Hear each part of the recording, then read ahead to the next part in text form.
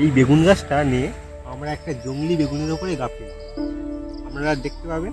আর এই যে ডোক নেবো, এখান থেকে আমরা ডোকটা কেটে নেবো। এই এই ডোকটাকে কেটে নিলাম। এবার ভালোভাবে ছেড়ে দেবো। আমরা দেখো কাটা হয়ে গেল।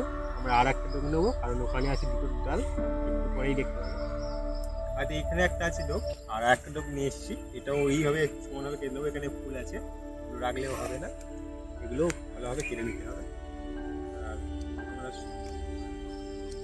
পুরো সাফ করে নেবো এই দুটো ডোক। আর এই যে দেখতে পাচ্ছেন, এটা হচ্ছে জংলি বেগুন। দেখতে পাচ্ছেন জংলি বেগুন, তো আমরা এখানে গাঁথনি করে দেখবো সাকসেসফুল হয়।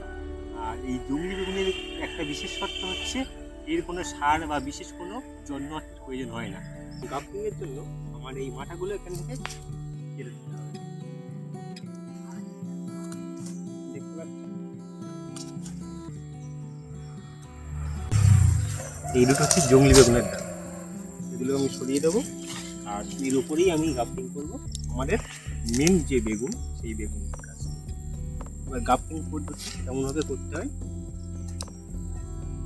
এখান থেকে আমরা একটা ইনসেকশন দেবো। এই যে ছাল আর ক্যাম্পিয়াম লেয়ার ঠিক এই মাঝ বরাবর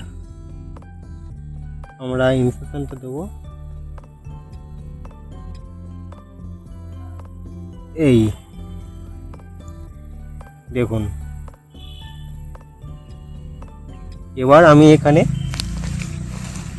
এই বেগুনটিকে গাফটিং করব, তার জন্য এটিকে খুলতে হবে আর কি।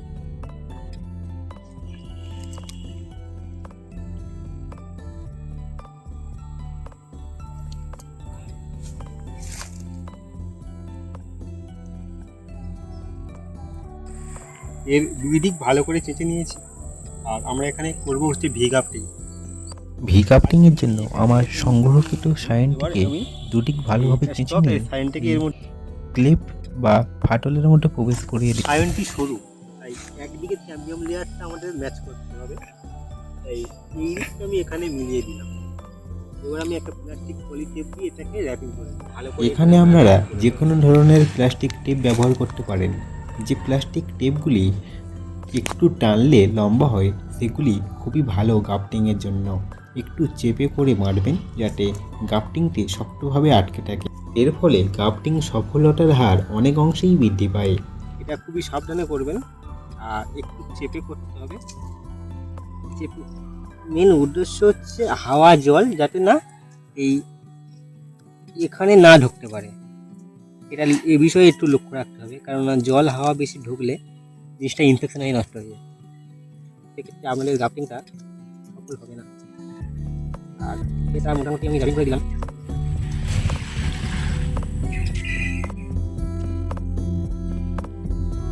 দেখতে পাচ্ছ একটা গাফটিং আমাদের মোটামুটি সফল হয়ে গেছে।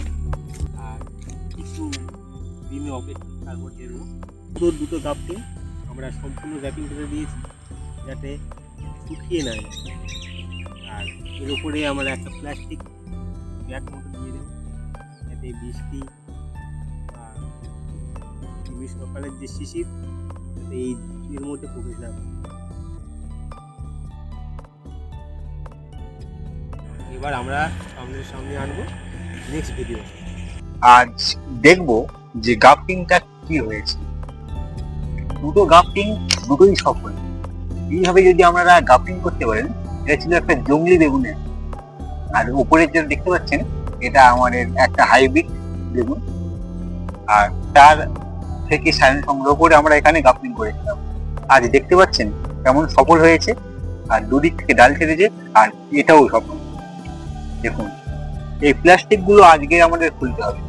আজ এটা আমরা খুলবো, দেখুন। আর এই যে প্লাস্টিকটা আমাদের না খুললে দেখো কি অবস্থা, ওগুলো সরু, এখানে সরু ভালোভাবে পেঁচিয়ে ধরেছে। এই প্লাস্টিকটা আজকে আমাদের খুলতে হবে। আর এই আমাদের গাফটিং।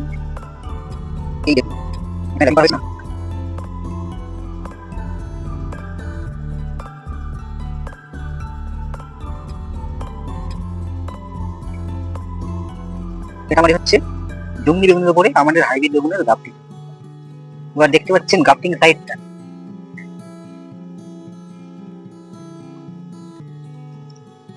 এটা হচ্ছে আমাদের গ্রাফটিং সাইট।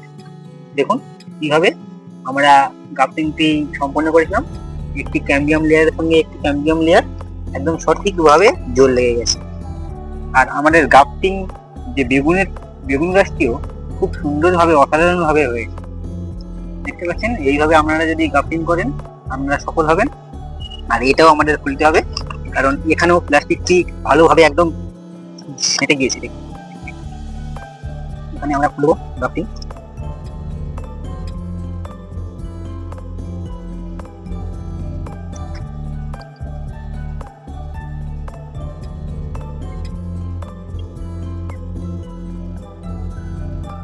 দেখুন, প্লাস্টিকটা অবশ্যই খুলতে হবে গ্রাফটিং এর পরে, এগুলো লক্ষ্য রাখতে হবে।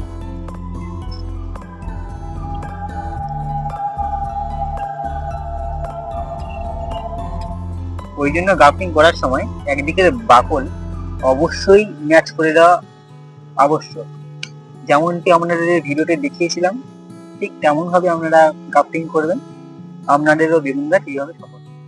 ভিডিওর শেষে অবশ্যই একটি কমেন্ট এবং একটি লাইক অবশ্যই। ভিডিওটি কেমন লাগলো কমেন্টে লিখে অবশ্যই জানাবেন।